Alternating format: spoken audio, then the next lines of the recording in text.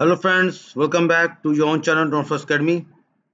आज डेट है 9 नवंबर 2024 और अगेन हम नेक्स्ट वीक के लिए गोल्ड को एनालाइज करेंगे और कोशिश करेंगे कि नेक्स्ट वीक की जो मूवमेंट है उनको हम कैच कर पाएँ, ताकि जब आप अपना ओन एनालिसिस भी गोल्ड के ऊपर करें तो आपके लिए आसानी रहे। और जब हम अपनी लाइव स्ट्रीमिंग करते हैं तो हमारे लिए भी आसानी रहे डेली बेस पे गोल्ड को समझने के लिए।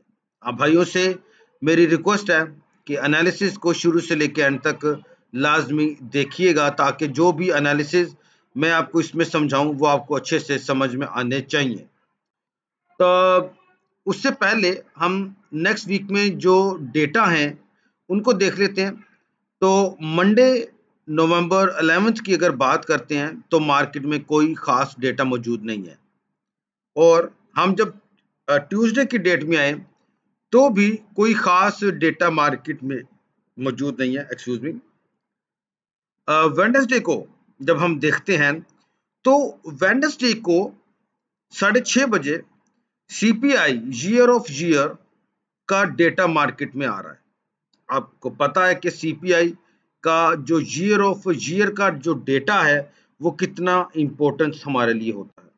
इसको हम जो है वो ऑब्जर्वेशन में रखेंगे। ये 6:30 बजे वेडनेसडे वाले दिन ये डेटा आ रहा है और सिर्फ वेडनेसडे को सिर्फ यही एक डेटा आ रहा है। ठीक है। थर्सडे को देखें तो थर्सडे में जीडीपी आ रहे हैं 12 बजे और यूके के। इनका इम्पैक्ट हमें काफी अच्छा पाउंड के पेयर्स में मिल सकता है। और आगे हम अगर चलते हैं तो थर्सडे वाले दिन आपको मालूम है कि इनिशियल जॉबलेस का क्लेम का डेटा आता है। और हम देख रहे हैं कि लास्ट 1 मंथ से, एक महीने से, पिछले एक महीने से गोल्ड के ऊपर इसका इम्पैक्ट बहुत ज्यादा आ रहा है। तो ये भी हम काफी करीबी वॉच करेंगे थर्सडे वाले दिन। और जब आप फ्राइडे को आते हैं यानी कि सुबह 1 बजे, यानी कि फ्राइडे की सुबह है और थर्सडे की रात है, तो पॉवल की स्पीक है।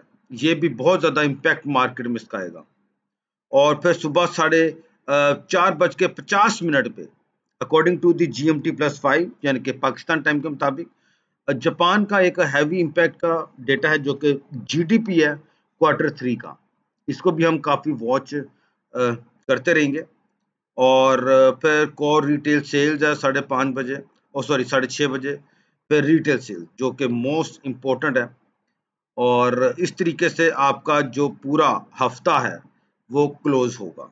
यानी कि हमने जाना कि वेडनेसडे, थर्सडे एंड फ्राइडे, इनमें हमें वॉलेटिलिटी इवनिंग टाइम ज्यादा देखने को मिल सकती है।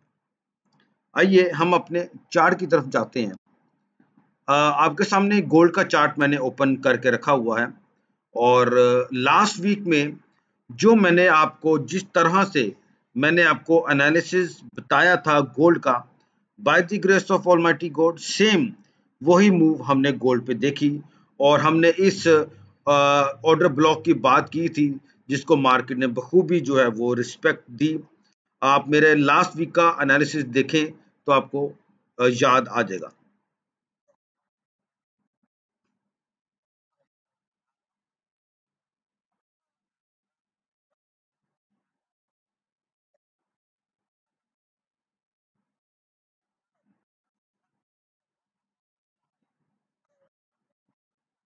ये मैंने आपको भाइयों को बताया था कि अगर मार्केट अपने इस एफवीजी के वैल्यू को ओबे नहीं करेगी देन मार्केट फिर आपकी मजीद फॉलिंग की तरफ जाएगी, जो कि 2666 भी आपका बन सकता है। और एग्जैक्ट हम देख सकते हैं कि मार्केट ने उस जोन को बखूबी तौर पे, ये वाला, ये यही जोन मैंने आपको अपने इसमें बताया हुआ है लास्ट वीक के एनालिसिस में, यही वाला जोन। और अब आप देख सकते हैं मार्केट उसको बखूबी अंदाज से जो है वो रीटेस्ट कर चुकी है। अब हम देखेंगे कि मार्केट हमें किस तरीके की मूव अब नेक्स्ट वीक में दे सकती है। तो इट्स अ वेरी सिंपल, ये कोई रॉकेट साइंस मैं यूज नहीं करने जा रहा और आप भाइयों को भी अच्छे से मैं समझा पाऊंगा। और ये जो ऑर्डर ब्लॉक का मैंने जो बात की थी, इस ऑर्डर ब्लॉक की, ये वाला, मैं दोबारा से इसको आपके सामने, भाइयों के सामने मैं लगा देता हूं ताकि आप भाइयों के लिए आसानी रहे। ये एक्चुअली में मैंने फिबोनाची के थ्रू निकाला था swing low to swing high, और ये लेवल कौन सा निकल रहा था 0.786 का, और ये ही लेवल आपका ऑर्डर ब्लॉक भी बना हुआ था। और एग्जैक्टली थर्सडे वाले दिन जब मैंने वीआईपी ग्रुप में इसके ऊपर बाइंग करवाई और हमने 400 पिप इन सिंगल ट्रेड हमने जनरेट किया, तो वो ये वजूहात बनी हुई थी। और अब क्या सिनेरियो हो सकता है, अब मार्केट क्या ऐसा कर सकती है जिसको हम समझ के मार्केट को आगे प्रिडिक्ट कर सकते हैं। तो आप भाई अगर देखें तो ये आपका एक फेयर वैल्यू गैप था। ये इस कैंडल को भूल जाइए, ये फ्राइडे वाली कैंडल को एक मिनट के लिए जरा भूल जाए। तो मार्केट ने इस फेयर वैल्यू गैप के अंदर आके अपनी रिजेक्शन की है। बड़े गौर से बात को आपने समझना, ठीक है। मार्केट ने इस लेवल को रिजेक्शन की है और कंफर्मेशन भी कहीं ना कहीं से दे दी है। ये आपका क्या था, fair value gap on D1 time frame. अब जब चूंकि मार्केट इसको रीटेस्ट कर चुकी है, तो अब क्या हम एक्सपेक्ट कर सकते हैं, हम मार्केट से फर्दर फॉलिंग एक्सपेक्ट कर सकते हैं जनाब।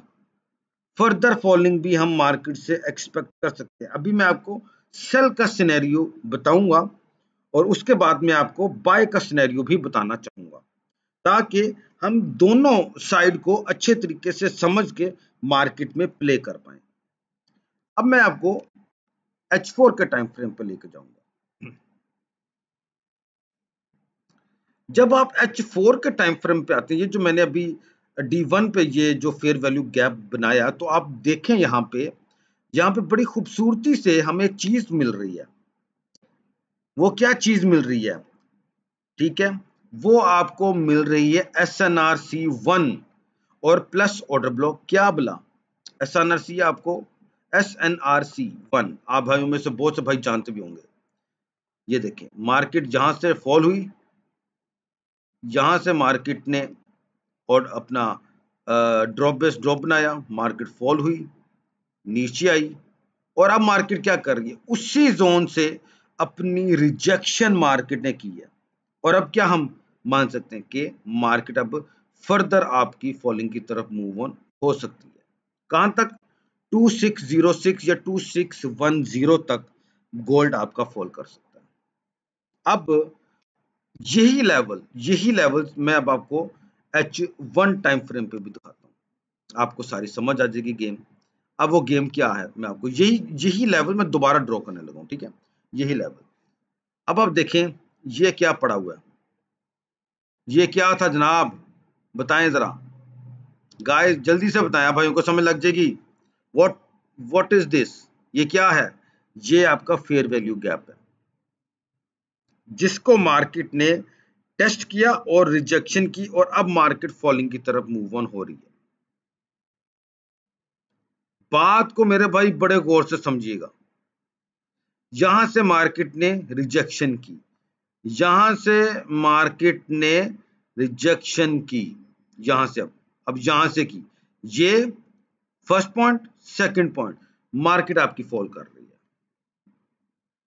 ये अब हमें क्या बता रही है, और इसी जोन पे हमें H4 टाइम फ्रेम पे आपको यहां पे क्या मिल रहा है, एक ऑर्डर ब्लॉक भी मिल रहा है, ठीक है, यहां पे आपको क्या मिल रहा है, ऑर्डर ब्लॉक भी मिल रहा है। नाउ अब हम मार्केट से क्या एक्सपेक्ट कर सकते हैं, अब मैं आपको उसकी तरफ लेकर जाना चाहूंगा। ये आपकी एक लिक्विडिटी पड़ी हुई है जी, लो लगा है आपका 2643, ये 2643 आपकी लिक्विडिटी जोन पड़ा हुआ है। मार्केट इसको ग्रैब करेगी और ये आपकी एक सपोर्ट एरिया है according to the D1 time frame, जो कि बनता है आपका 2610 भी बन जाता है और 2602 भी बन जाता है। अब क्या मुमकिन हो सकता है, मुमकिन, अब ये तो हमने मान लिया कि मार्केट आपकी सेलिंग में है, और ऐसा मुमकिन लग रहा है कि मार्केट अभी आपकी फॉल करेगी और मार्केट ये वाली लिक्विडिटी तो उठाएगी और मजीद भी फॉलिंग की तरफ मूव ऑन हो सकती है। अब मंडे और ट्यूसडे को आपको पता है कि मार्केट में डेटा कोई नहीं है। डेटा कब आ रहा है? Wednesday, Thursday and Friday. तो ऐन मुमकिन है कि मार्केट इस जोन तक आने में वेडनेसडे को आ जाए, मुमकिन है।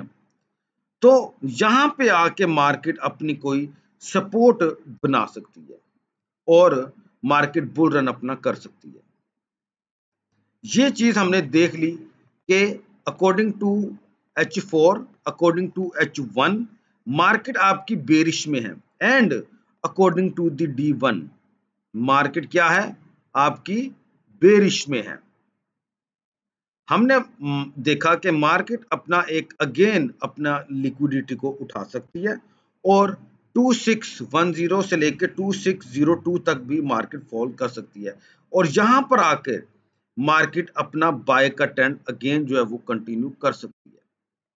ये चीज हमने समझ ली है, ठीक हो गया।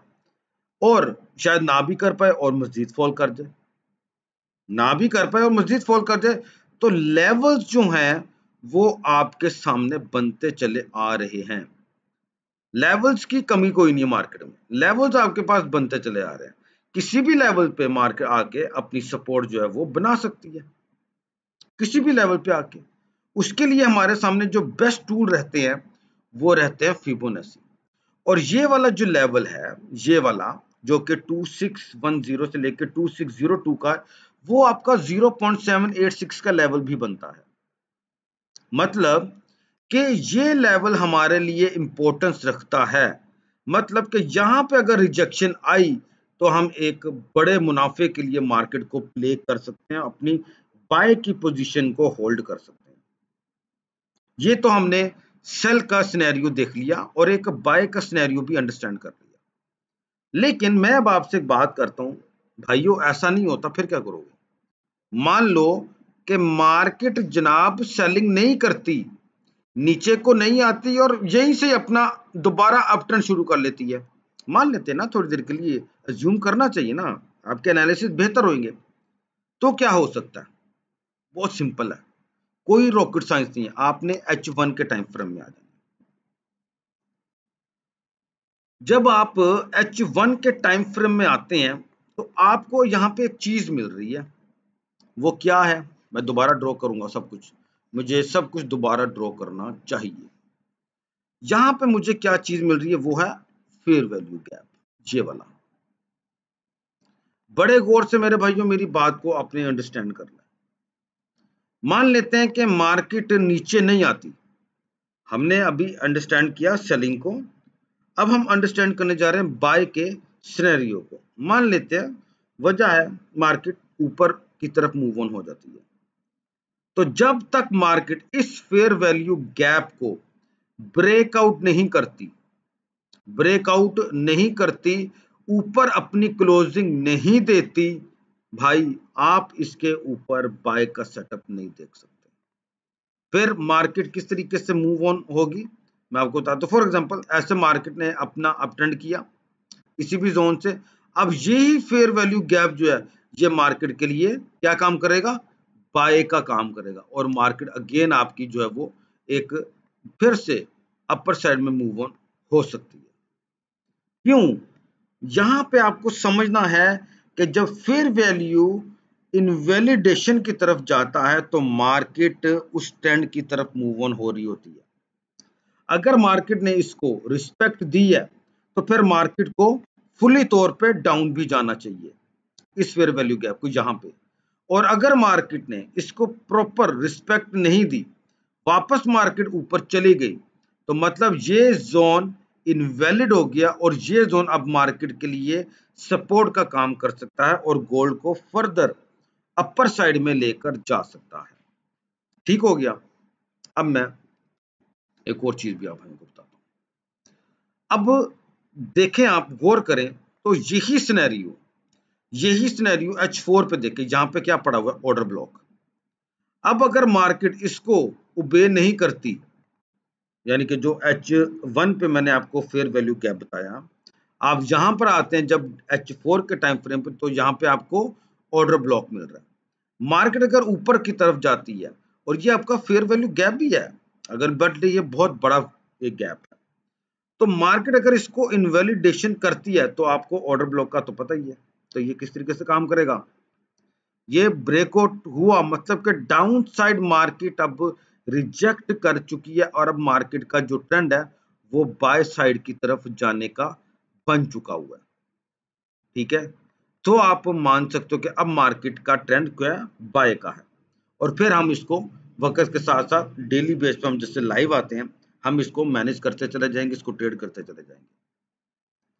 मुझे उम्मीद है कि आप भाइयों को मेरा एनालिसिस जो है वो समझ में आया होगा।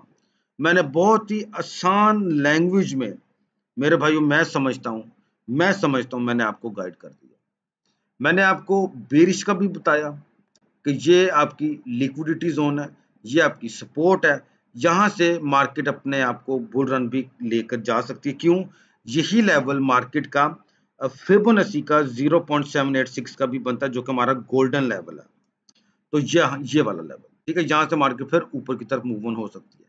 लेकिन मान लो कि मार्केट ऐसा नहीं करती, डाउन में नहीं आती, कुछ नहीं करती, सीधी ऊपर को जाती है, तो फिर हम इस सिनेरियो को ट्रेड में लेकर आएंगे बाय करने के लिए।